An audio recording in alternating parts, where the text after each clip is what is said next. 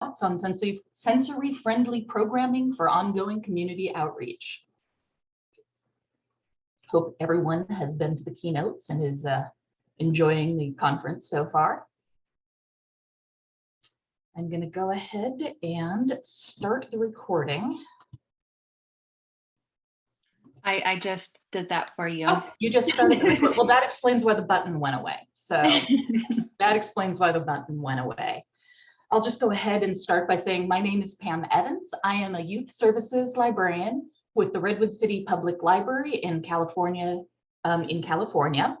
Our session today is sensory-friendly programming for ongoing community outreach. If this is your first presentation of the day, audio and video are turned off. Please don't play with that. It's all set to be that way. The way I am going to do this is I'm just going to go ahead and talk, ignoring the chat completely so I don't forget to say what I want to say. At the end, Gabriella will be reading back questions, and I am planning to leave a few minutes at the end so that we can answer any questions that come up while we do this. So first of all, thanking our partners, San Jose State University School of Information, and the additional partner, the Urban Libraries Council. Going straight into sensory-friendly programming for ongoing community outreach. As I said, my name is Pam Evans. Thank you for joining me today. Although sensory-friendly programming serves many different children, today I'm going to be talking about reaching children specifically diagnosed with the autism spectrum. All right, I'm going to say that again because now I'm ready to go. Although sensory-friendly programming serves many different children, today I am talking about reaching children diagnosed on the autism spectrum disorder. And yeah, let's start with an introduction about me. A quick introduction, I received my Master of Library and Information Science from San Jose State University in 1996. I spent the first 10 years of my career in law libraries before becoming a storyteller. Then I moved on to be a school librarian at a kindergarten through 8th grade school. And now I am in my 5th year as a youth services librarian at the Redwood City Public Library. While I was working at the school, I had the opportunity to work with many children who had been diagnosed with ASD. And that really affected me. I was really affected by that experience. And these children, their daily experiences are so challenging. So when working at the public library, I had the opportunity to work on a sensory-friendly program specifically developed to reach these children. I jumped at the opportunity. So before we go any further, I have to say that I seem to have lost my cursor. There we go. I am not an expert on ASD, but we do need to talk a little bit about what it is that we are referring to. Autism spectrum disorder is a complex neurodevelopmental disorder. It's just the way the person's brain works. It's not a disease. You don't catch it. You don't develop it. It's just how your brain is wired from birth. This is visible in a wide spectrum of capabilities, including language and communication, social and emotional, intellectual ability, perception, sensory, motor, attention, interest, routines, rituals. What it means on a practical level is a child who has been diagnosed with ASD may sit quietly in the corner, never say a word, and never join in. Or a child may be running around your program room shrieking the entire time without the impulse control to stop. They may have gross motor problems and not be able to hold their own head up. They may have fine motor skills and not be able to write very well. The visible effects of an ASD diagnosis are wide-ranging. And they estimate that 1 in 40 children in the United States have been diagnosed with ASD. This diagnosis can only come from a physician. What does this mean for the library? It means that families who have children diagnosed with ASD don't want to come in. They don't want to come into the library, perhaps Because the parent is embarrassed by the behavior of their child. They know their child can't control yelling out on occasion, and they're going to disrupt the program that you have. They know their child can't do the craft that you have put out, or maybe they don't want to see their child isolated or told, please sit down, please sit down, please sit down. The result is that they feel unwelcome in the library, and we want the library to be a safe space for these kids and for their families. So at the Redwood City Public Library, I have a colleague, Jan Payton, who also has a passion for reaching these families. So we applied for a Shared Vision Early Literacy Grant from the California State Library to create an ongoing outreach program. This was from the 2019 to 2020 California state budget. Money had been set aside for public libraries to implement early learning programs. Our plan was to purchase chairs, weighted blankets, fidgets, noise canceling headphones, all of the different supports to make the library space more welcoming for individuals with ASD, and then to provide and promote sensory friendly programming. The second part of the grant, which we're super excited about, was to create grab and go storytime bags. These bags would be prepared with selected books, felt boards, craft projects, everything you need to do a storytime program, a sensory-friendly storytime program. You could just pick it up and go. We would then train volunteers to provide the sensory-friendly story time and send them out into the community. They would do regularly scheduled story times in classrooms, in playgroups, with therapy groups, with families and birthday parties. We would send them into the community, and they would be the bridge between the community and the library. The picture that's showing here is the contents of one of these bags. Each bag would be themed. This particular theme was emotions. There are 3 titles: I Used to Be Afraid, Can I Play Too, When Sophie Gets Angry. There are 2 copies of the Sophie book there because one of them would be a giveaway that the child could take home after story time. The felt board is there, and the craft that would go along with this. We received the grant in February of 2020. About 1 week before the world shut down for COVID. The grant lasted for 2 years, finishing just a couple of months ago in May of 2020. Basically, for the entire grant, everybody we wanted to reach was mostly isolated. Now, closing schools is awful for all children, but for these families in particular, it's a disaster. Their support comes from school, their therapy, their coaching, their practice, and most of these services do not translate to online. And these children, for sensory reasons, could not wear masks. They were extremely isolated and underserved, and we had to pivot. So we did our best to create sensory-friendly story times virtually. And just a note here, if you do go to our website and look at the sensory-friendly storytime page, which you are welcome to do, please note we did finish the virtual program in October of 2021, and it hasn't been updated since. What we did for the virtual program was we would put together a grab-and-go bag, which had the book that we were going to read, craft materials, a sequencing activity, and usually a fidget or something fun for the kids.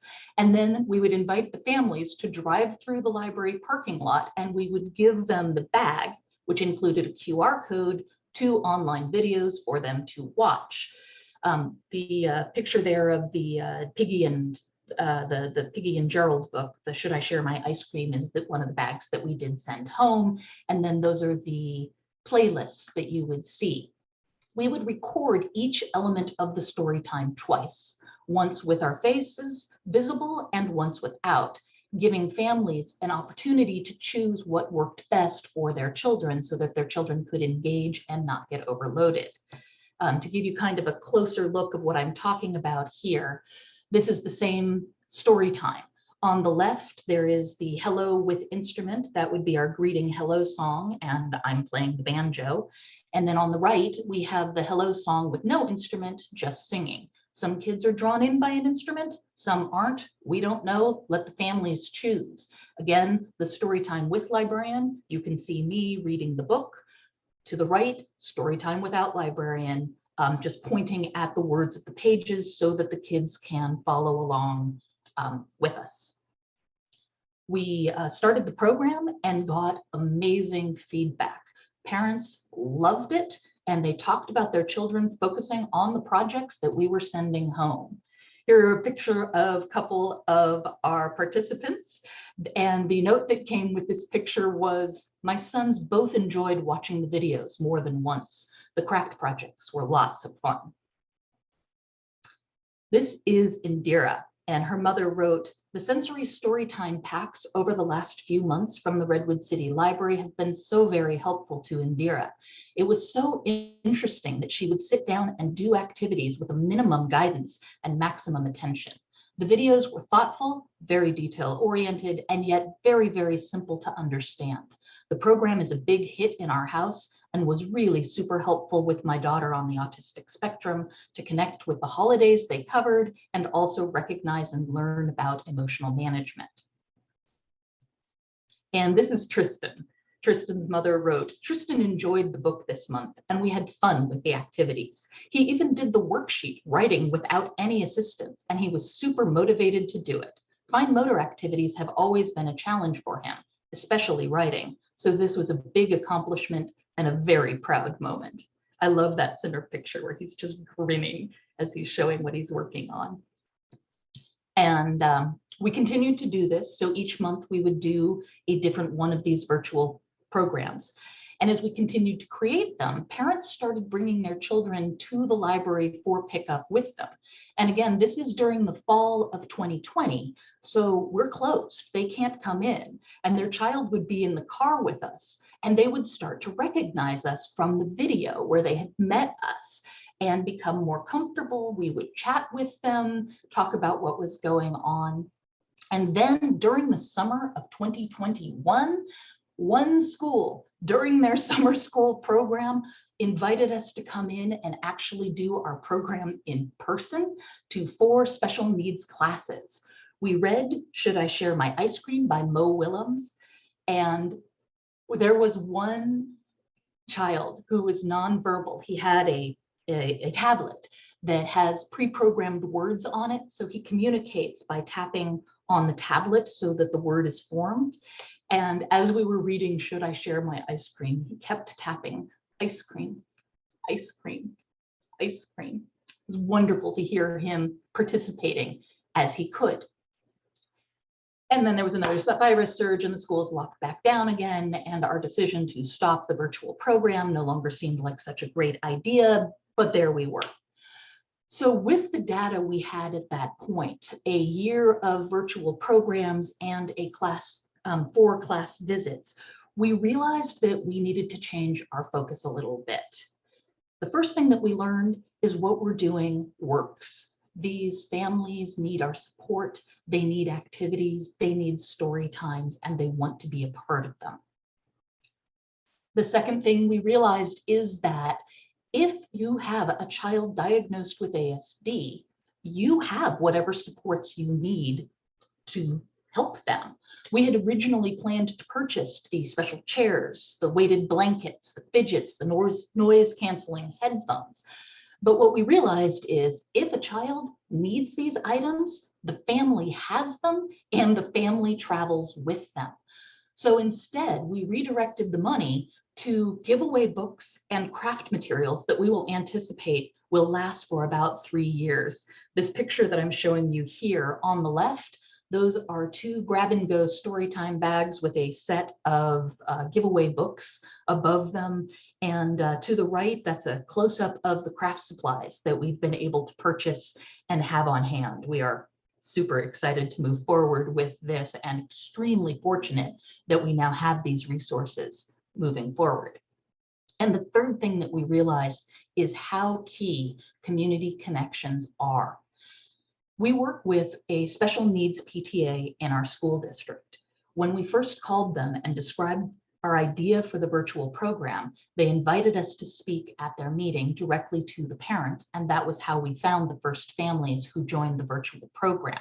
And from there, it spread by word of mouth. And now the families in the area know that we provide sensory-friendly story times and sensory-friendly programming, and they do ask for it and bring their groups to the library to be a part of it. We also partnered at the beginning with Magical Bridge Foundation. Now, the Magical Bridge Foundation is a nonprofit that advocates for, designs, and builds playgrounds, parks for children and adults of all ages, abilities, and sizes. If you ever have an opportunity to go to a Magical Bridge playground, I really strongly encourage it.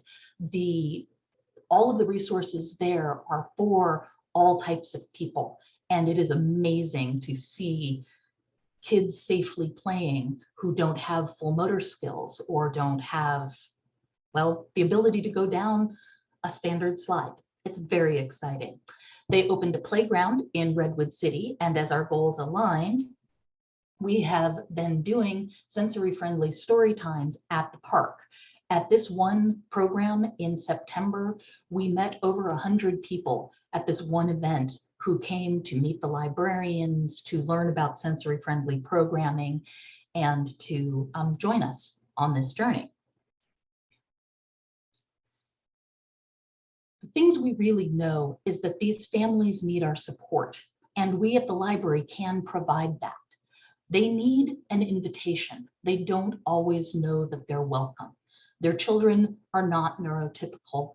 They don't behave like a neurotypical child would behave. And these families are cautious. They don't want to be disruptive, and they don't want to be unwelcome. An invitation lets them know that they are welcome. They need options. If you have a story time where you regularly have 70 people attending, that's probably too much for a child who's been diagnosed with ASD. If you can do the same story time smaller, that child may feel comfortable joining you.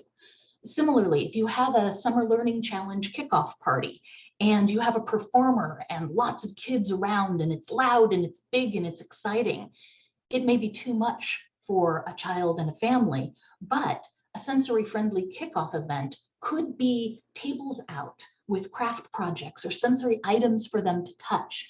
It doesn't have to be a big change or even a big event for it to be a welcoming, sensory-friendly event. And these families need our patience. If a child can't make eye contact but really wants to ask you a question, you have to give them time to ask that question. You have to give them time to join the activity. And the activities don't have to be fancy. At our last story time, we read a book about pizza, and then we gave each child a sheet of pizza stickers. The kids were thrilled to just put stickers on a page. It's all that it takes. We have to meet these families where they are and then be the bridge back to the library for them to join us. They feel isolated, and we can provide them that welcoming experience if we meet them in their schools, in their parks, and in their playgroups. They will follow us back to the library because, as we all know, the library is for everyone. And that is what I wanted to say. Those are my prepared remarks. I was asked to keep some time for questions. So, Gabriella, were there any questions, or are there any questions that I can answer? So everyone go ahead and write your questions in the chat box, and now we'll read them out to Pam Evans. Thank you so much, Pam, for doing this. It's been amazing. Of course. Here, has my camera stopped working? Nope, I can see just fine. Okay, wonderful. Just the preview of it. Robin saying, thank you, Pam. Oh, you're welcome. It's we've really been struck by how many people come, by how many people need the support that we've been providing for them. It's been very gratifying for that. Definitely. So we have Sarah here. She's asking, do you have a specific target age range, or is it open to all children? This has actually been an interesting one. We initially targeted kindergarten to third grade. We thought that that would be a point in time that we could really support the kids. And that would be really when those diagnoses are coming in. But what we've discovered is older kids enjoy it as much as well. So for now, we don't actually put any kind of an age range on it. I have a group of teenagers who come to one of my story times regularly now, and they are thrilled to participate. It always amuses me that there's this deep voice, this deep, I would guess 17 or 18-year-old voice singing along with the wheels on the bus, but he's just thrilled to know what to do and be a part of the group who's doing it. It is very special.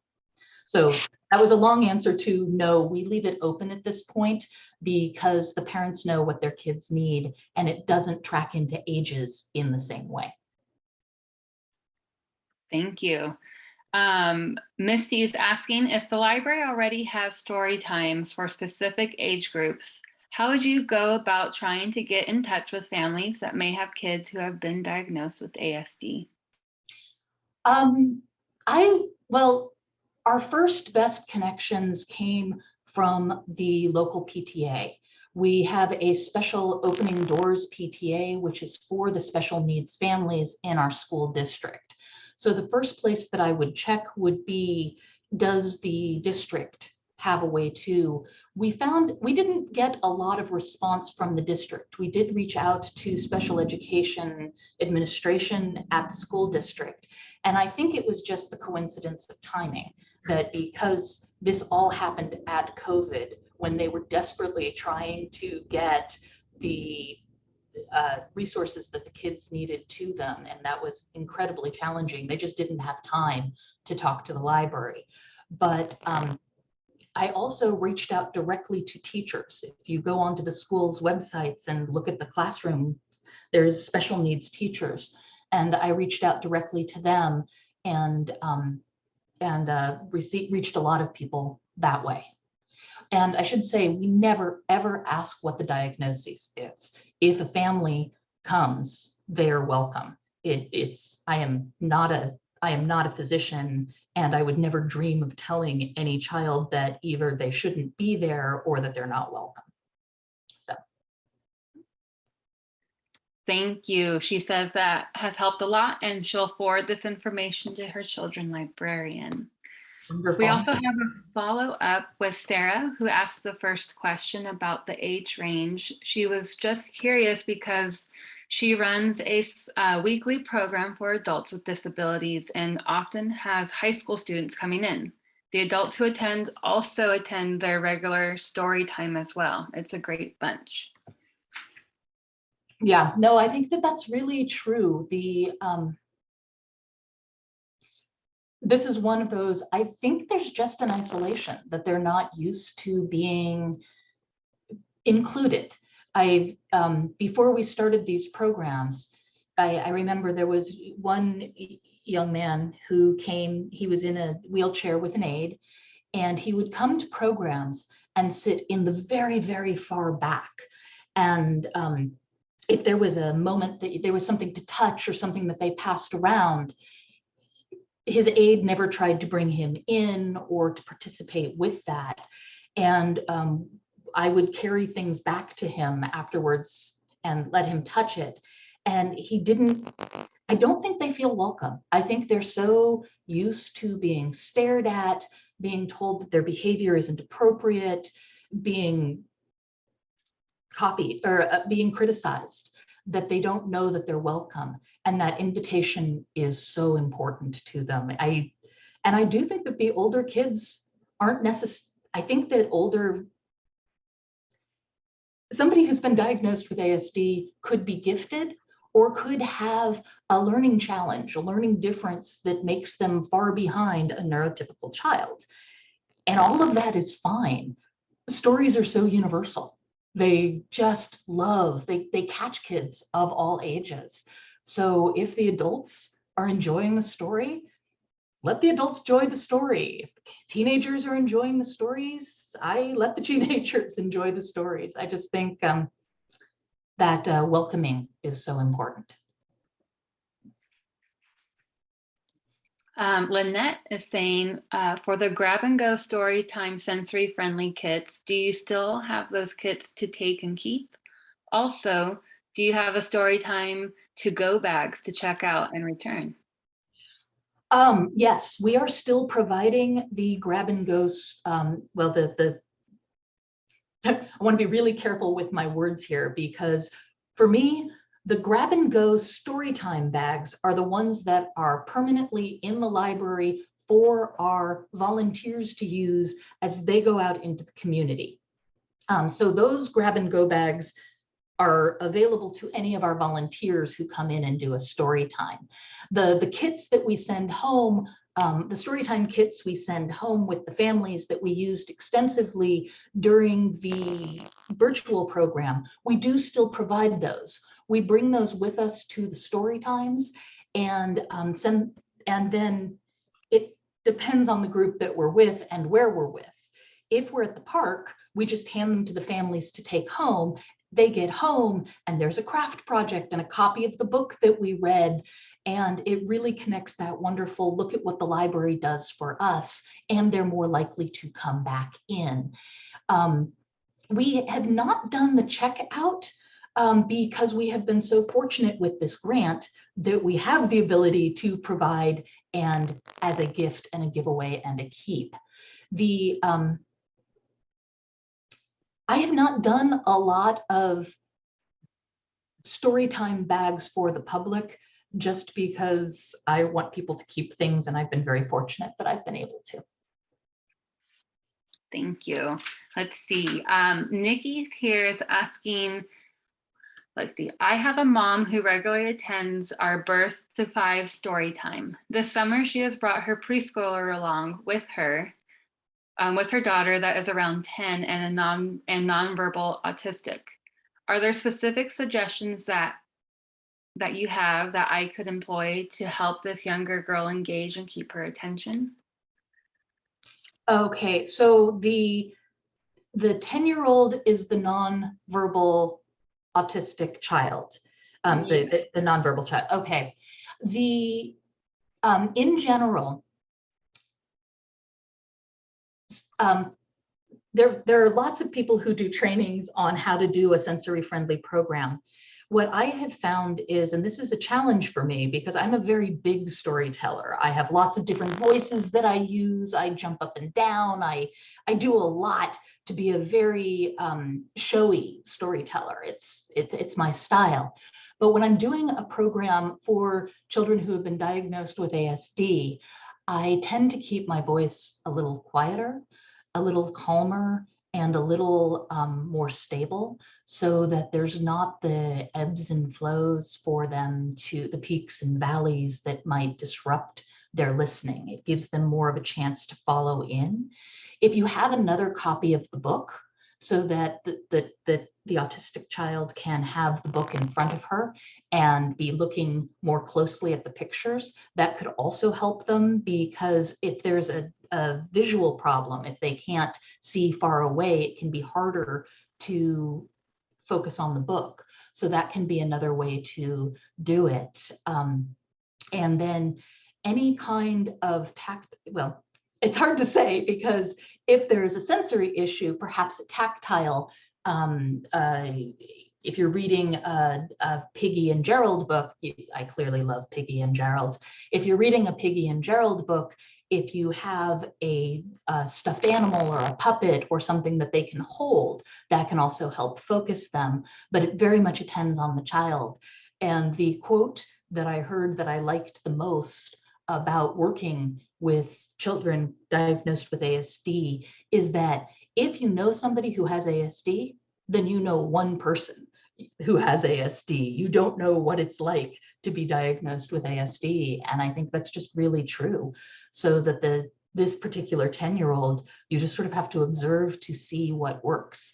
I would go for the calm, steady voice that they're more able to. Whether they need to be closer or far away is the choice of the parent to determine what would work best for the daughter. I think it's wonderful that you invite her and encourage her to come. Great. Both Lynette and Nikki both say thank you for your suggestions. Thank you so much for joining us today. I really appreciate you coming and joining me for the conversation. And we have reached the 2 o'clock hour. I want to say thank you so much, Pam Evans, for joining us for this Library 2.0 conference. Thank you everyone for joining us as well. Enjoy the rest of the conference. Thank you all very much. Thank you. Cheers.